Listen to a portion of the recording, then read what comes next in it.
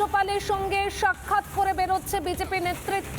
সেই ছবি মমতা বন্দ্যোপাধ্যায়ের নামে অভিযোগ জানাতে লোকভবনে বিজেপি নেতৃত্ব। বিজেপির 5 প্রতিনিধি লোকভবনে শশী অগ্নিহোত্রী, শিশির বাজোরিয়া, ইন্দ্রনীল খা, ফাল্গুনী পাত্র, লকেট চ্যাটার্জি তারা রাজ্যপাল সিভি আনন্দ বোসের সঙ্গে দেখা করেন। মমতা বন্দ্যোপাধ্যায়ের নামে অভিযোগ জানাতে লোকভবনে বিজেপির 5 প্রতিনিধি।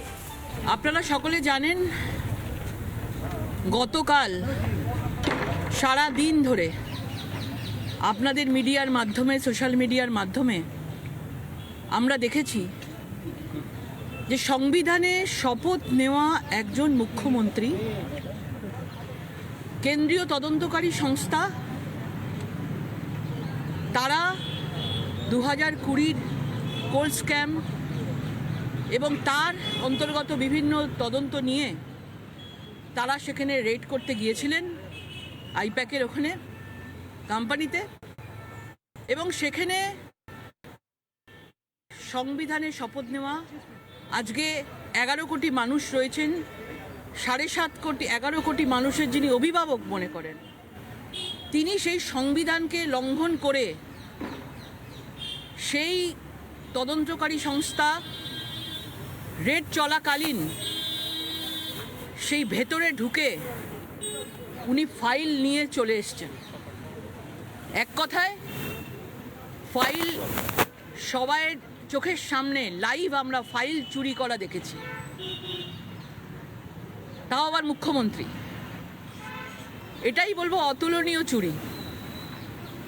সবাই চোখের সামনে একজন তদন্ত করার সময়, রেড করার সময় একজন বাংলার সংবিধানের শপথ নেওয়া মুখ্যমন্ত্রী সেটা কি করে করতে পারেন, কি করে তাদের চোখের সামনে থেকে ফাইল নিয়ে আসতে পারেন, এবং তারপরে তার সঙ্গে তাদের পুলিশ অফিসার যারা অ্যাডমিনিস্ট্রেটিভ লেভেলে রয়েছেন কর্মরত অবস্থায়, ডিউটি অবস্থায়, তাদেরকে সঙ্গে নিয়ে তিনি তাদেরকেও সংবিধান লঙ্ঘন করার জন্য প্রেশার দিয়ে জোর করে তাদেরকে নিয়ে গিয়ে তাদেরকেও কিন্তু এই সংবিধান লঙ্ঘন করার বাঁকটা তাদেরকে দিয়েও ভেঙেছেন, শুধু নিজে ভাঙেননি।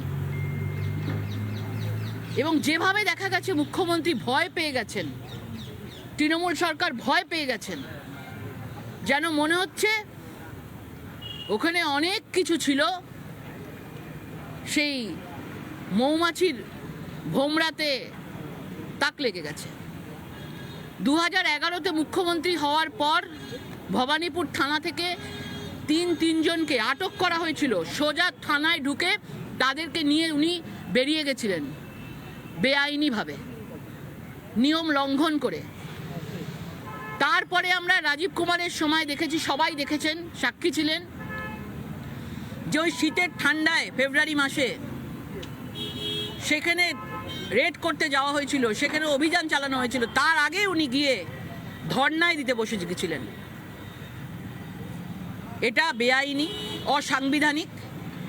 এবং তারপরে ক্রমশ দেখছি এবার আর বাইরে ধর্না দেননি, এবারে সরাসরি চলে গিয়ে ফাইল তুলে নিয়ে হার্ড ডিস্ক তুলে নিয়ে চলে আসছেন। এবং এর জন্য তার কোনো শাস্তি হবে না? তার কি কোনো শাস্তি নেই? আজকে সিআইডি যদি কোনো জায়গায় তদন্ত করত, সেইখানে কেউ গিয়ে কি সামনে গিয়ে সেইখান থেকে ফাইল নিয়ে আসতে পারত? তিনি কি করতেন তাকে? আজকে কেন্দ্রীয় তদন্তকারী সংস্থা তারা মনে করেছে তাদের তদন্তের খাতিরে সেই আইপ্যাকের মতো সংস্থায় কিছু তথ্য তারা পেয়েছে এবং তথ্য যাচাই করেই তারা ওখানে গেছেন। আজকে রেড চলাকালীন একজন মুখ্যমন্ত্রী, শপথ নেওয়া মুখ্যমন্ত্রী, অসাংবিধানিকভাবে সংবিধান মানা মুখ্যমন্ত্রী অসাংবিধানিকভাবে সেখানে ভেতরে ঢুকে তিনি নিয়ে আসছেন। তাহলে ভাবুন আমাদের বাংলার অবস্থাটা কোথায় গিয়ে দাঁড়িয়েছে, কোথায় গিয়ে দাঁড়িয়েছে। আজকে ফাইল নিয়ে বলছেন আমি প্রার্থী তালিকা আমি আমার প্রার্থী তালিকা নিয়ে নিচ্ছে, হার্ড ডিস্ক নিয়ে নিচ্ছে। আচ্ছা, এত বাঙালি তো করেন, এত বাঙালিদের প্রার্থী তালিকা একজন অবাঙালির কাছে কি করে থাকে? আইপ্যাক সংস্থা তো যিনি চালান তিনি তো অবাঙালি প্রতীক জেন। তাহলে বাঙালিদের ভাগ্যটা অবাঙালিদের ঘরের অফিসে রয়েছে, সংস্থার অফিসে। আর উনি এনতার সে লাগাতার বাঙালি আর অবাঙালি বিভেদ করে যাচ্ছেন, আর আমরাও এইগুলো খেয়ে যাচ্ছি, আমরাও এগুলো শুনে যাচ্ছি। এবং এর জন্য আমরা আজকে এসেছিলাম। আমরা এসে আজকে আমরা আমাদের মাননীয় রাজ্যপালকে জানিয়েছি এবং উনি বলেছেন উনি ওনার মতনভাবে ব্যবস্থা নেবেন। আজকে উনি না ফাইল নিয়ে তিনি সরাসরি আইনের মাধ্যমে লড়তে পারতেন। উনি তো আইনটা খুব ভালো বোঝেন বলেন নিজে, তা আইনের মাধ্যমে লড়তে পারতেন।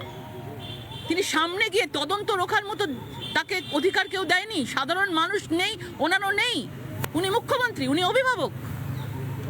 আজকে উনি তাদের দলের লোককে উস্কে দিচ্ছেন এবং সবাইকেই এইভাবে উনি সেই বার্তা দিচ্ছেন যে ইডি বা কেউ যদি আসে, যদি তার সংস্থায় কোনো কিছু যদি তাদের কেউ প্রমাণ পেয়েও যদি সেখানে ডেট করতে যায়, তাহলে সবাই গিয়ে সেখানে গিয়ে ফাইল দিয়ে চলে আসবে, সবাই ওখান থেকে লুট করে নিয়ে চলে আসবে।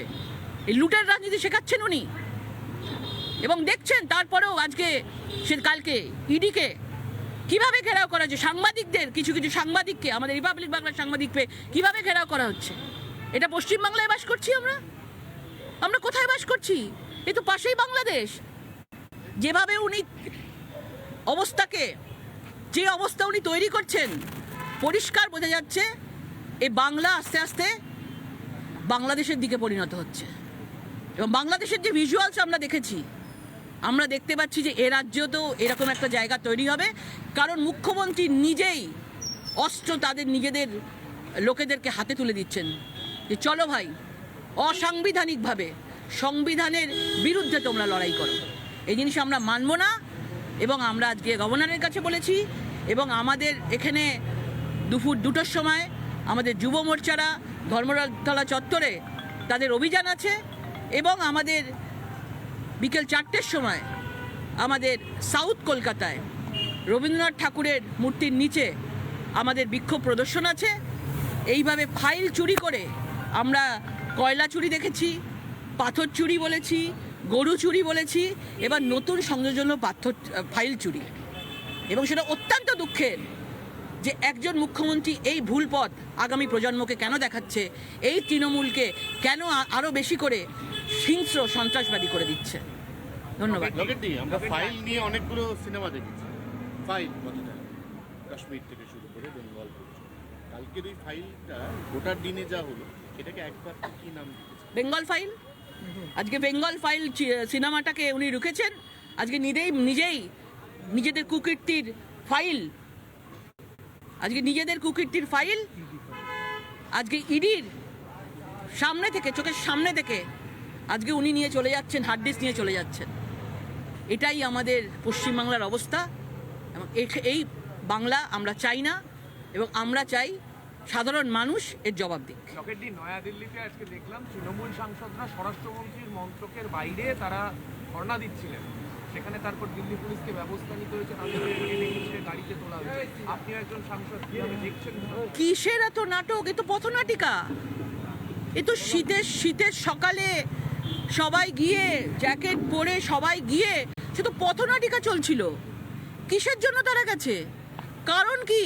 কেউ যদি চুরি করে, কারো যদি কোনো প্রমাণ থাকে, সেখানে যদি ইডি সেই কোম্পানি সংস্থার কাছে গিয়ে যদি রেড করে, এখানে ভুলটা কি আছে?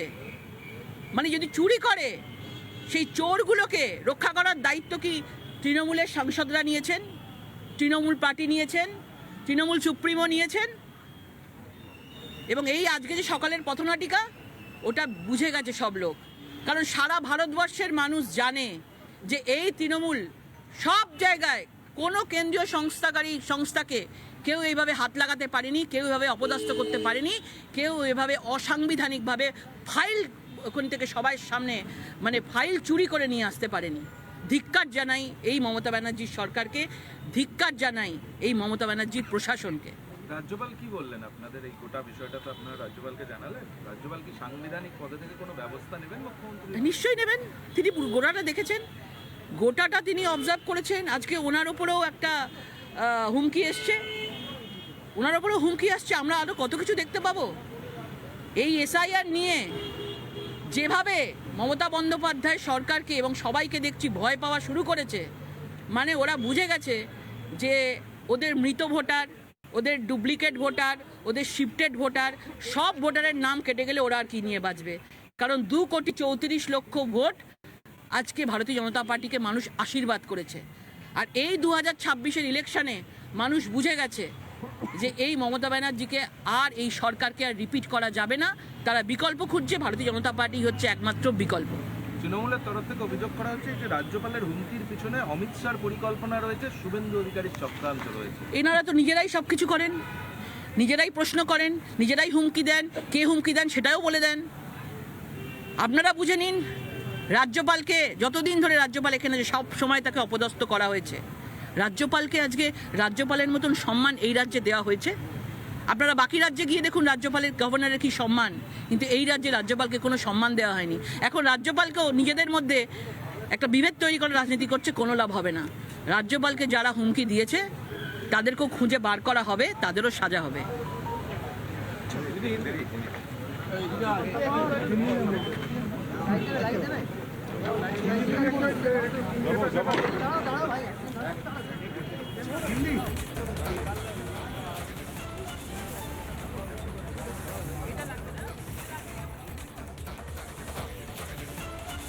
রাজ্যপালের সঙ্গে সাক্ষাৎ বিজেপি নেতৃত্বের, আর সাক্ষাৎ শেষে লকেট চ্যাটার্জি তিনি একের পর এক অভিযোগ করলেন যে ঘটনা গতকাল ঘটেছে, মুখ্যমন্ত্রী মমতা বন্দ্যোপাধ্যায় তদন্ত চলাকালীন যেভাবে বিভিন্ন ফাইল নিয়ে, নথি নিয়ে বেরিয়ে এসেছেন, তাতে বাংলার অবস্থা কোথায় গিয়ে দাঁড়িয়েছে সেই প্রশ্নও তুললেন লকেট চ্যাটার্জি। এরই পাশাপাশি প্রার্থী তালিকা কিভাবে একজন অবাঙালি বেসরকারি সংস্থার কর্ণধারের কাছে থাকতে পারে সেই প্রশ্নও তুললেন।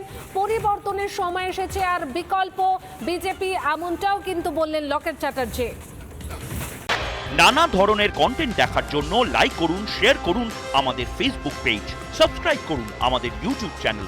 পাশাপাশি অন্যান্য ব্রেকিং নিউজের জন্য অবশ্যই চোখ রাখুন রিপাবলিক বাংলায়।